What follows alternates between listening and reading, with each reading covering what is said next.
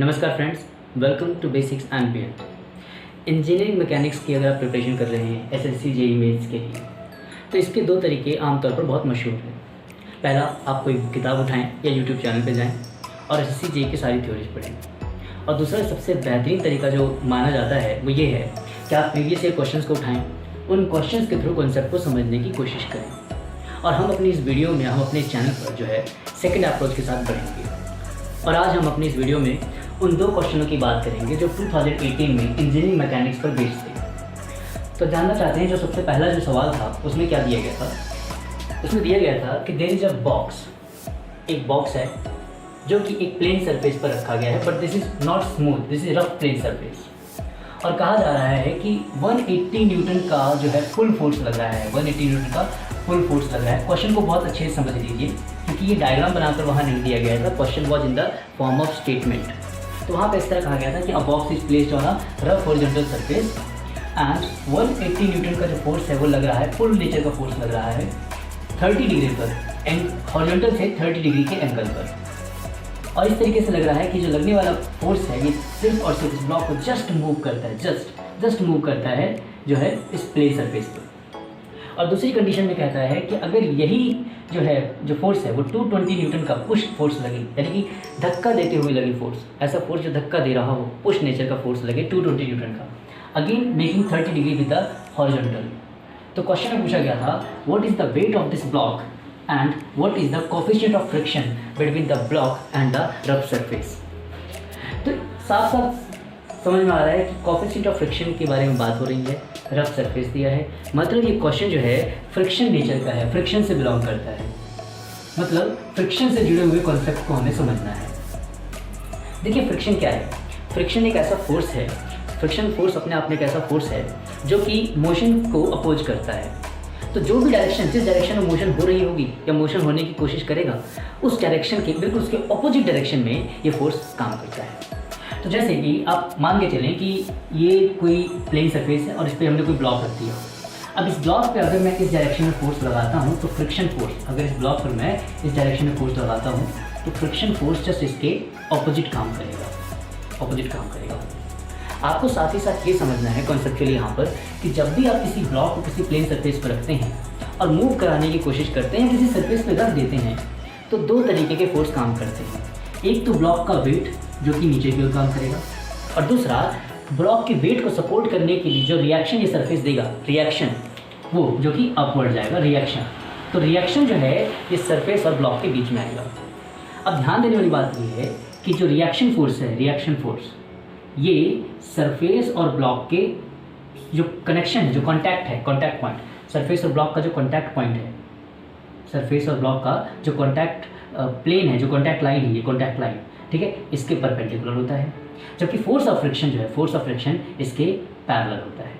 तो contact line के perpendicular reaction force, contact line के पैरेलल फ्रिक्शन फोर्स। मान लीजिए ये सरफेस था हमारा, इस तरीके से सरफेस ही हमारा हॉरिजॉन्टल पे हो, मान लीजिए सरफेस ही हमारा हॉरिजॉन से कुछ एंगल पर हो।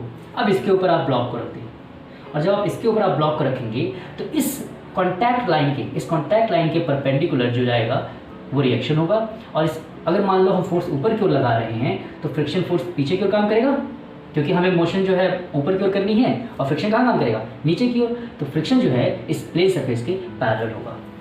तो फ्रिक्शन जो है ना सेल्फ एडजस्टिंग फोर्स होता है। सेल्फ एडजस्टिंग फोर्स मतलब ये अपने आप को एडजस्ट कर लेता है, जिस तरफ मोशन की डायरेक्शन होते हुए नजर आएगी ये अपने आप को उसके ऑपोजिट कर लेगा। इसका काम ही यही है, मोशन को अपोज करना। बस फ्रिक्शन का यही काम है, मोशन को अपोज करना। आप इधर जाओगे ये कहेगा नहीं मैं इधर लेके जाऊंगा, आप इधर जाओगे तो कहेगा नहीं मैं इधर लेके जाऊंगा। मतलब जहाँ आप कोशिश करेंगे ऑब्जेक्ट को, उस ब्लॉक को लेके जाने की जिस डायरेक्शन में, फ्रिक्शन उसके ऑपोजिट डायरेक्शन में काम करना शुरू कर देगा। ये तो ऐसा है जैसे अपोजिशन पार्टी, जिस तरफ भी जो भी काम जो है, जो पार्टी पावर में होती है वो करती है, अपोजिशन पार्टी हमेशा उसके ऑपोजिट डायरेक्शन में जाएगी। तो बिल्कुल यही बात आपको यहाँ पर समझनी है फ्रिक्शन के लिए। फ्रिक्शन जो है एक ऐसा फोर्स है जो मोशन को अपोज करता है। चलिए अब फोर्स ऑफ फ्रिक्शन के नेचर को समझते हैं। जैसा कि मैंने आपसे कहा कि फ्रिक्शन जो है एक सेल्फ एडजस्टिंग फोर्स है। इसका मतलब ये है कि अपने आप को एडजस्ट करता है। अब मान लीजिए कोई ऑब्जेक्ट इस तरह से किसी सरफेस पे पड़ा है। अब बात को अच्छे से समझिएगा। मान लीजिए कोई ऑब्जेक्ट जो है इस तरीके से किसी प्लेन सरफेस पे पड़ा है, प्लेन सरफेस पे हमने ऐसे रखा है इस ऑब्जेक्ट को। अब इस ऑब्जेक्ट को जब हम मूव कराना चाहेंगे तो फ्रिक्शन फोर्स यहाँ पे काम करेगा। मान लीजिए मैंने 2 न्यूटन का फोर्स लगाया, 2 न्यूटन का, तो फ्रिक्शन फोर्स क्या करेगा, just equal and opposite force लगाएगा 2 न्यूटन के बराबर, जिससे कि ऑब्जेक्ट मूव ना करेगी। अब हमने 4 न्यूटन का लगा दिया तो क्या होगा, फोर्स 4 न्यूटन का हो जाएगा।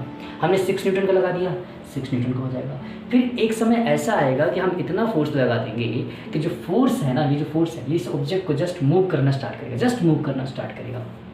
और ऐसे कंडीशन में जो फोर्स ऑफ फ्रिक्शन की वैल्यू है वो फिक्स हो जाएगी। क्या होगी कि अगर ये ऑब्जेक्ट, अगर ये प्लेन जो है इस ऑब्जेक्ट पर रिएक्शन R दे रहा है R, और इन दोनों ऑब्जेक्ट के बीच में, इन दोनों ऑब्जेक्ट का जो मटेरियल है इनके लिए जो कोफिशिएंट ऑफ फ्रिक्शन है, कोफिशिएंट ऑफ फ्रिक्शन वो म्यू है। तो जो फ्रिक्शन फोर्स अब काम करेगा वो काम करेगा F = μR। आइए इसको एक बार बोर्ड को प्लेन करके डिटेल में समझते हैं। तो ये ग्राफ जो है ये सेल्फ एक्सप्लेनेटरी है, मतलब ये अपने आप में एक्सप्लेन कर रहा है कि जैसे जैसे आप लोड बढ़ाएंगे वैसे वैसे फ्रिक्शन की वैल्यू बढ़ेगी, फ्रिक्शन की वैल्यू बढ़ती जाएगी। लेकिन एक समय ऐसा आएगा जहाँ पर ऑब्जेक्ट जो है ना जस्ट मूव करना स्टार्ट करेगा, यहाँ तक जब तक आपने लोड लगाया, आपने फोर्स लगाया, और फोर्स लगाने पर ऑब्जेक्ट मूव नहीं कर रहा है बल्कि बिल्कुल फ्रिक्शन फोर्स उसके इक्वल वैल्यू को रखकर ऑब्जेक्ट को अपोज कर रहा है, तब जो है ये फ्रिक्शन की वैल्यू एडजस्टिंग नेचर की होती है। लेकिन जब एक बार ऑब्जेक्ट मूव करना स्टार्ट कर देता है तब जो फ्रिक्शन की वैल्यू हो जाती है वो हो जाती है μR, जहाँ पर R क्या है, रिएक्शन, और स्मॉल f क्या रिप्रेजेंट कर रहा है, फोर्स ऑफ फ्रिक्शन। मतलब फोर्स ऑफ फ्रिक्शन जो है μR के बराबर होगा। और हमने क्या कहा, म्यू क्या है, म्यू है कोफिशिएंट ऑफ फ्रिक्शन, मतलब एक ऐसा फोर्स जो इन दोनों के सरफेस के नेचर पर डिपेंड करता है। ये कोफिशिएंट ऑफ फ्रिक्शन बताएगा कि कितना फ्रिक्शन काम कर रहा है दो सरफेस के बीच में। कोफिशिएंट ऑफ फ्रिक्शन की वैल्यू जितनी ज़्यादा होगी फ्रिक्शन फोर्स उतना ज़्यादा होगा। आप सोच के देखें क्यों, क्योंकि फ्रिक्शन फोर्स जो है कोफिशिएंट फ्रिक्शन के डायरेक्टली प्रोपोर्शनल है। अगर रिएक्शन की वैल्यू फिक्स कर दी जाए, तो कोफिशिएंट ऑफ फ्रिक्शन जो है डायरेक्टली प्रोपोर्शनल आएगा म्यू के। और इससे समझ में आता है कि जैसे जैसे आप कोफिशिएंट ऑफ फ्रिक्शन की वैल्यू बढ़ाएंगे फोर्स ऑफ फ्रिक्शन की वैल्यू बढ़ेगी। मतलब ऐसे दो मटेरियल जिनके बीच में कोफिशिएंट ऑफ फ्रिक्शन की वैल्यू ज़्यादा है उनके बीच में फ्रिक्शन फोर्स भी ज़्यादा लगेगा फॉर द सेम रिएक्शन। तो ये कॉन्सेप्चुअल पार्ट था। अब इस पार्ट को, इस पूरे कॉन्सेप्ट को यूज करते हुए हम इस पर्टिकुलर क्वेश्चन को सॉल्व करने की कोशिश करते हैं।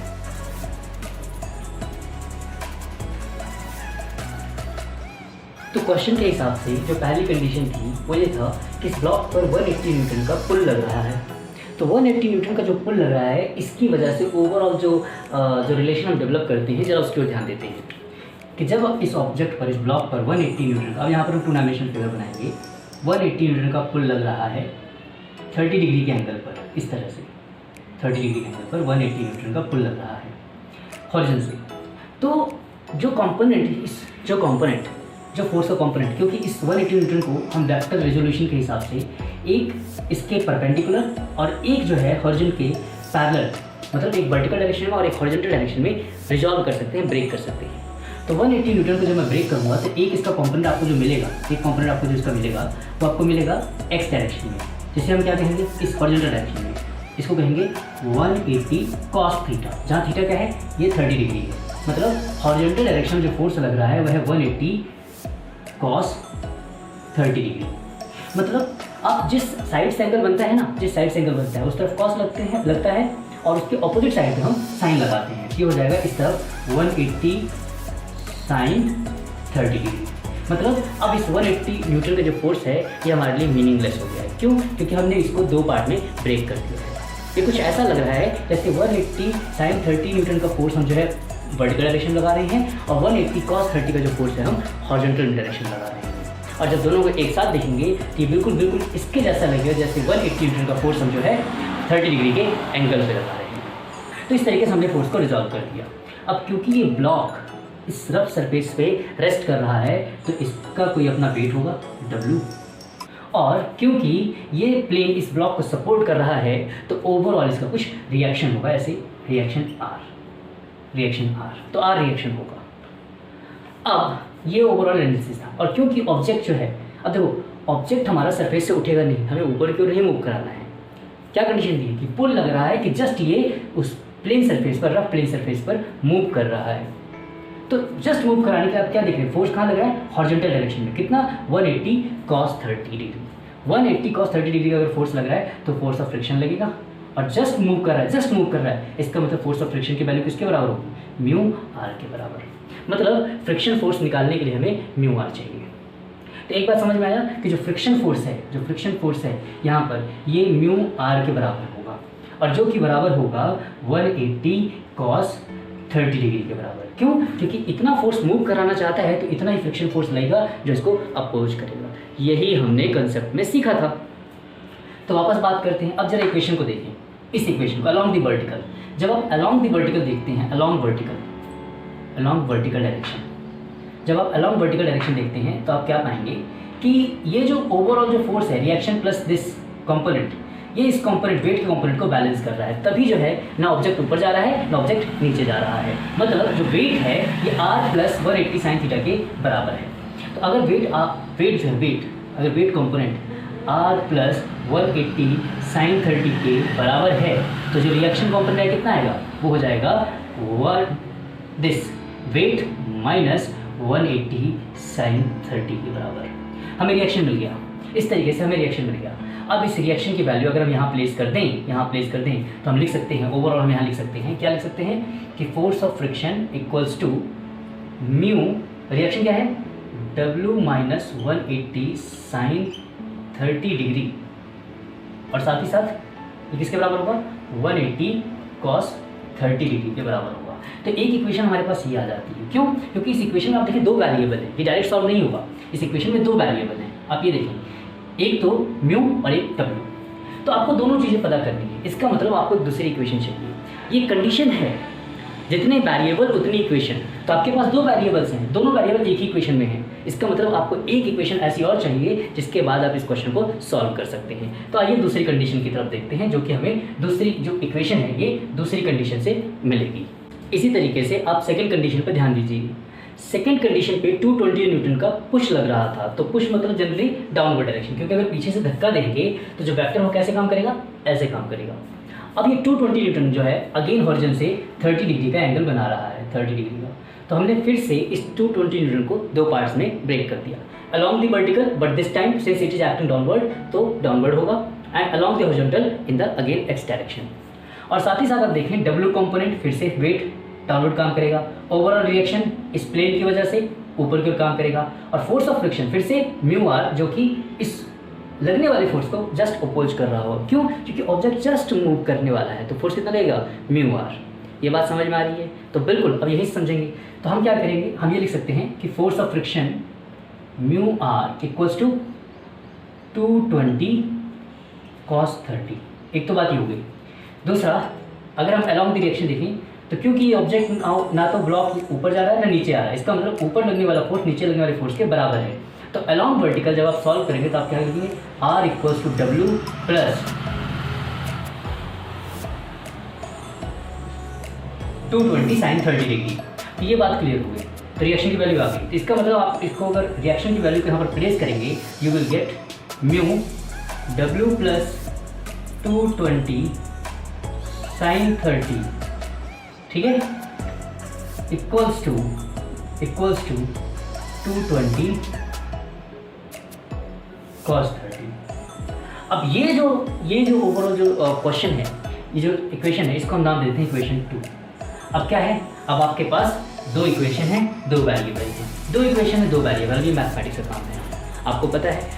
तो इक्वेशन 2 वेरिएबल्स की प्रॉब्लम कैसे सॉल्व करते हैं। 180 cos थीटा cos 30, 220 cos 30। अगर हम इसको आपस में डिवाइड करेंगे तो क्या लिखेगा, म्यू से म्यू कैंसिल हो जाएगा। Dividing the two equation you will see mu से म्यू कैंसिल हो जाएगा, 220 अपॉन 180 हो जाएगा, और sine this cos 30 will get cancel out.